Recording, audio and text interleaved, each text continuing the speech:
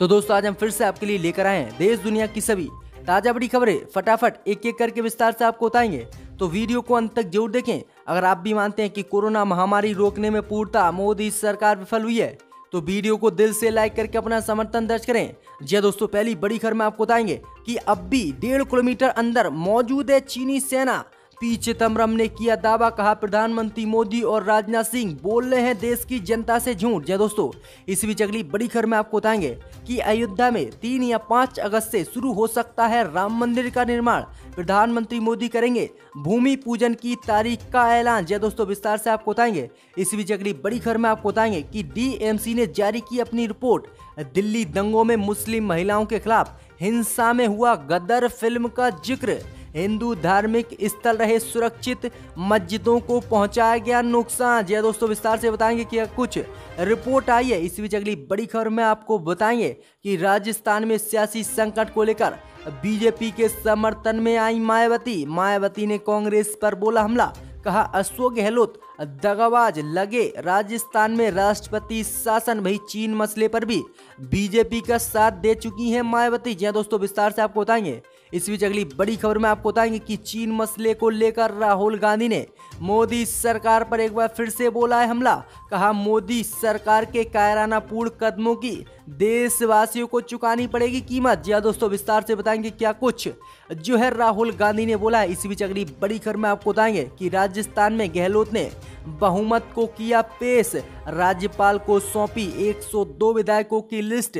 वहीं राजस्थानी सियासी संकट के बीच गहलोत सरकार को मिला वीटीपी का समर्थन। पार्टी के 2 विधायक ने कांग्रेस को दिया अपना समर्थन। सचिन पायलट और बीजेपी को तगड़ा झटका लगा है। जय दोस्तों, विस्तार से आपको बताएंगे। इसी बीच अगली बड़ी खबर में आपको बताएंगे कि पश्चिम बंगाल बीजेपी चीफ का बड़ा बयान।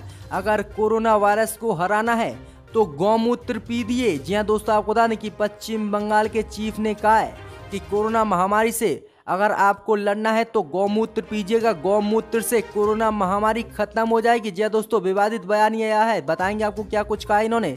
इसी बीच अगली बड़ी खबर में आपको बताएंगे कि योगी सरकार पर एक बार फिर से कोरोना को लेकर प्रियंका गांधी ने बोला है हमला। कहा उत्तर प्रदेश बनने जा रहा है वुहान, लेकिन प्रधानमंत्री मोदी उत्तर प्रदेश की तारीफ करते हैं और योगी को बताते हैं अच्छा मॉडल। जी दोस्तों, ये काफी बड़ा हमला बोला है, विस्तार से आपको बताएंगे सब कुछ। इसी बीच बढ़ते दोस्तों अगली बड़ी खबर की ओर तो कांग्रेस नेता पी चिदम्बरम का प्रधानमंत्री मोदी और राजनाथ सिंह पर हमला। बोले अब भी 1.5 किलोमीटर अंदर मौजूद है भारतीय क्षेत्र में चीनी सेना। राजनाथ सिंह और प्रधानमंत्री मोदी ने बोला देश की जनता से झूठ। जी दोस्तों, आपको बता दें कि कांग्रेस के वरिष्ठ नेता पी चिदम्बरम ने रक्षा मंत्री राजनाथ सिंह के उस दावे को महज एक बयानबाजी बताया है जिसमें रक्षा मंत्री राजनाथ सिंह ने कहा था कि भारत की 1 इंच जमीन पर किसी ने भी कब्जा नहीं किया है। अब इसी को लेकर कांग्रेस नेता ने प्रधानमंत्री मोदी और रक्षा मंत्री पर हमला बोलते हुए कहा कि भारतीय सुरक्षा एजेंसियों ने जांच की है और बताया है कि चीनी सेना अभी भी 1.5 किलोमीटर अंदर भारतीय क्षेत्र में मौजूद है। वहीं आगे एजेंसियों ने बताया है कि मई में चीनी सेना ने LAC के हमारी तरफ 5 किलोमीटर तक की घुसपैठ की थी।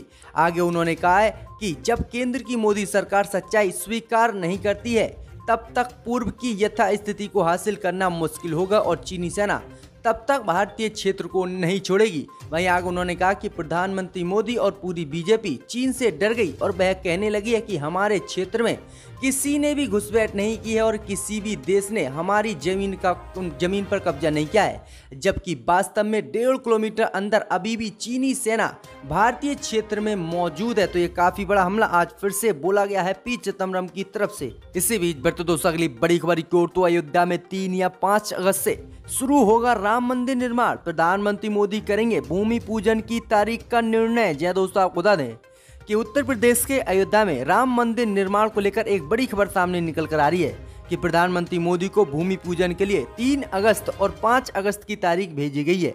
जो भी तारीख फाइनल की जाएगी उस दिन प्रधानमंत्री मोदी भूमि पूजन के लिए अयोध्या पहुंच सकते हैं। प्रधानमंत्री कार्यालय की मंजूरी के बाद राम मंदिर निर्माण का निर्णय होगा। जी दोस्तों, आपको बता दें कि शनिवार को राम जन्मभूमि तीर्थ क्षेत्र ने अपनी बैठक की थी जिसमें ये निर्णय लिया है। तो ये काफी बड़ी अपडेट है कि 3 या 5 अगस्त से राम मंदिर का निर्माण उत्तर प्रदेश में शुरू हो सकता है। इसी बीच बढ़ते दोस्तों अगली बड़ी खबर की ओर तो दिल्ली हिंसा को लेकर डीएमसी ने जारी की अपनी रिपोर्ट। दिल्ली दंगों में महिलाओं के खिलाफ हिंसा में हुआ गदर फिल्म का जिक्र, हिंदू धार्मिक स्थल रहे सुरक्षित, मस्जिदों को पहुंचाया गया नुकसान। जी दोस्तों आपको बता दें कि दिल्ली हिंसा को लेकर डीएमसी ने अपनी रिपोर्ट जारी की है।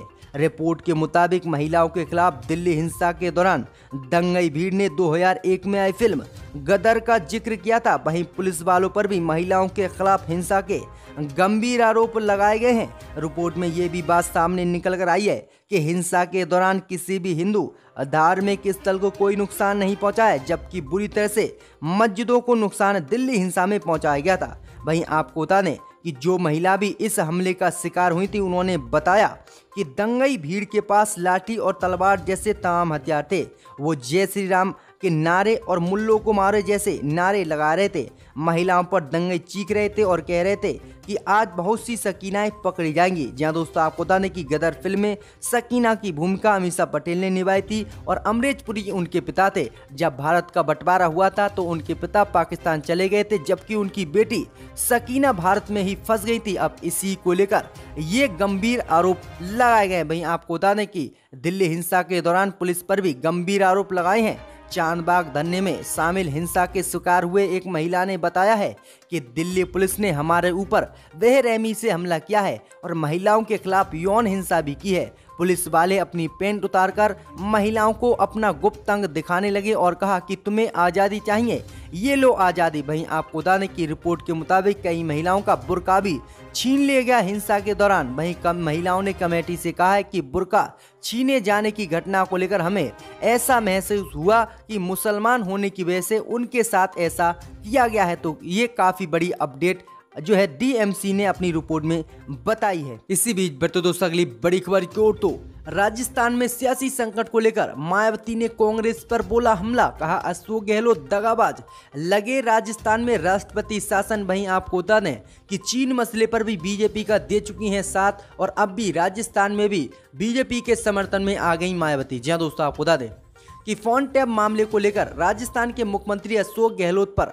जोरदार हमला बहुजन समाज पार्टी की सुप्रीमो मायावती ने बोला है। मायावती ने कहा कि राजस्थान के मुख्यमंत्री अशोक गहलोत ने पहले दल बदल कानून का खुला उल्लंघन व बीएसपी के साथ लगातार दूसरी बार दगाबाजी करके बीएसपी के विधायकों को कांग्रेस में शामिल कराया और अब जग जाहिर तौर पर फोन टैप कर इन्होंने एक और गैर कानूनी व असंवैधानिक काम किया है।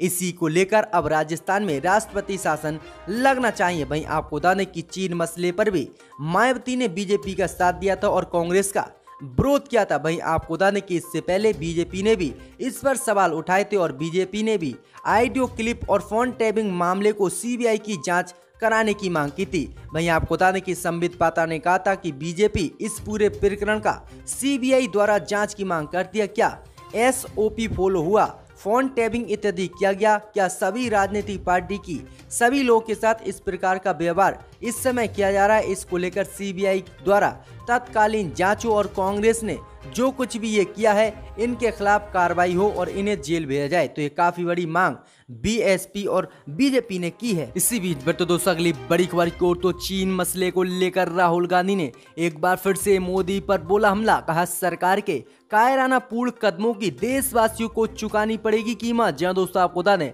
कि कांग्रेस के पूर्व अध्यक्ष राहुल गांधी ने रक्षा मंत्री राजनाथ सिंह के लद्दाख दौरे पर दिए बयान का हवाला देते हुए मोदी सरकार पर निशाना साधते हुए दावा किया है कि मोदी सरकार के कायराना पूर्ण कदमों की भारत के देशवासियों को भारी कीमत चुकानी पड़ेगी। जहां दोस्तों आपको बता दें कि राहुल गांधी ने राजनाथ सिंह के बयान से जुड़ा एक वीडियो शेयर करते हुए कहा है कि चीन ने हमारी जमीन ले ली और भारत सरकार चैम्बरलिन की तरह व्यवहार कर रही है, इससे चीन का हौसला और बढ़ेगा। वहीं कांग्रेस नेता राहुल गांधी ने दावा किया है कि सरकार के कायराना पूर्ण कदमों की भारत को भारी कीमत चुकानी पड़ेगी।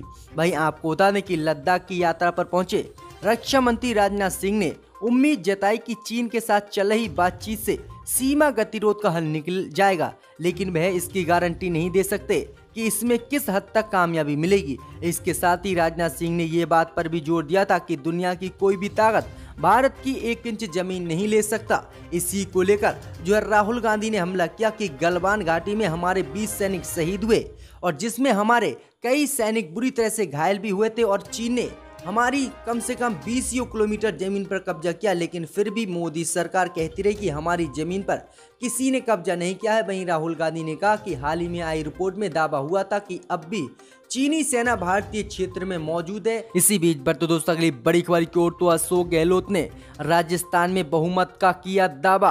गहलोत ने राज्यपाल को सौंपी 102 विधायकों की लिस्ट। वहीं राजस्थान सियासी संकट के बीच अशोक गहलोत सरकार को मिला बीटीपी का समर्थन। पार्टी के 2 विधायक आए कांग्रेस के साथ। जहां दोस्तों आपको बता दें काफी बड़ी खबर सामने निकल कर आ रही है कि राजस्थान के मुख्यमंत्री अशोक गहलोत ने जयपुर में राजभवन पहुंचकर राज्यपाल से मुलाकात कर अपने बहुमत का दावा पेश कर दिया है। अशोक गहलोत ने दावा किया है कि उन्हें 102 विधायकों का समर्थन हासिल है। वहीं आपको बता दें कि इन्हीं समर्थन को लेकर राज्यपाल ने 102 विधायकों की लिस्ट जो है राज्यपाल को सौंप दी है और राज्य में बहुमत का अपना दावा ठोक दिया है। वहीं आपको बता दें कि इसी सियासी संकट के बीच अशोक गहलोत सरकार को बीटीपी समर्थन मिला है, यानी बीटीपी पार्टी के 2 विधायकों ने कांग्रेस को अपना समर्थन दे दिया है, जिसके बाद राजस्थान में अशोक गहलोत के बाद 102 विधायकों का समर्थन मिल गया है और पार्टी अब पूर्ण बहुमत में है, यानी अब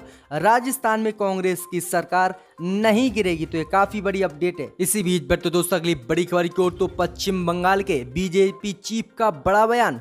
कोरोना वायरस से लड़ने के लिए गौमूत्र पिएं, गधे कभी भी अहमियत नहीं समझेंगे। जी दोस्तों आपको बता दें कि पश्चिम बंगाल के भाजपा प्रदेश अध्यक्ष दिलीप घोष ने अपने एक बयान में आज कहा है कि गौमूत्र पीने से शरीर की कोरोना महामारी से लड़ने की प्रतिरोधक क्षमता बढ़ती है। दरअसल दिलीप घोष का एक वीडियो सोशल मीडिया पर पोस्ट किया गया है, जिसमें दिलीप घोष एक बैठक के दौरान लोगों को घरेलू चीजों की अहमियत बता रहे हैं और वह लोगों से ये भी कह रहे हैं कि गौमूत्र पीने से लोग स्वस्थ रहते हैं और उन्हें किसी भी बीमारी नहीं लगती है। वहीं वीडियो में दिलीप घोष कह रहे हैं कि यदि मैं आपसे गाय की बात करूं तो बहुत से लोग इससे असहज हो जाएंगे। गधे कभी भी एक गाय की अहमियत नहीं समझेंगे। ये भारत है, भगवान श्री कृष्ण की धरती है, यहाँ हम गाय की पूजा करते हैं। हमें स्वस्थ रहने के लिए गौमूत्र पीना चाहिए। जो शराब पीते हैं वो कैसे एक गाय की अहमियत को समझेंगे। आगे उन्होंने कहा कि कोरोना महामारी से लड़ने के लिए भी हम सभी को गौमूत्र पीना चाहिए,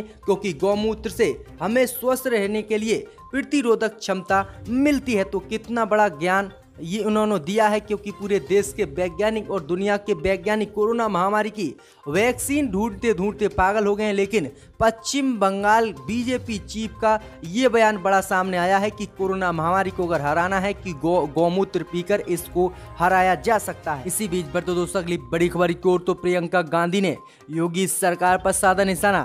कहा कोरोना टेस्टिंग पर देती ध्यान तो नहीं होता उत्तर प्रदेश का वुहान जैसा हाल। जहाँ दोस्तों आपको बता दें कि यूपी में हाल के दिनों में कोरोना महामारी काफी तेजी से बढ़ रहा है और इसको लेकर योगी सरकार विफल नजर आ रही है, लेकिन प्रधानमंत्री मोदी और बीजेपी के बड़े बड़े नेता योगी आदित्यनाथ की तारीफ करते हैं और प्रधानमंत्री मोदी ने मन की बात में भी योगी आदित्यनाथ की तारीफ की थी कि कोरोना महामारी पर किस तरह से योगी आदित्यनाथ ने काबू पाया है। लेकिन आपको बता दें कि कोरोना संक्रमण उत्तर प्रदेश में लगातार सबसे तेजी से बढ़ता जा रहा है और देश के 10 प्रभावित राज्यों में से एक उत्तर प्रदेश है।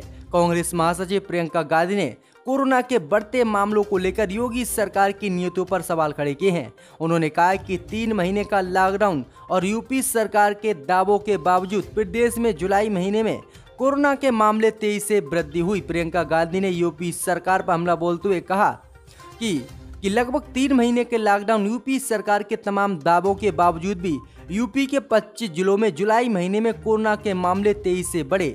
यूपी के 3 जिलों में 200% में से 3 में 400 और एक जिले में 1000 से ऊपर की उछाल आई है और योगी सरकार की ये नीति पूर्णतः फेल हुई है। जबकि योगी और प्रधानमंत्री मोदी काफी तारीफ करते हैं कि उत्तर प्रदेश में कोरोना महामारी खत्म होती जा रही है। ये उनके खोखले दावे हैं। तो ये गंभीर आरोप लगाया है प्रियंका गांधी ने। इनको दोबारा इस ऐवान में आकर अपनी बात को रखने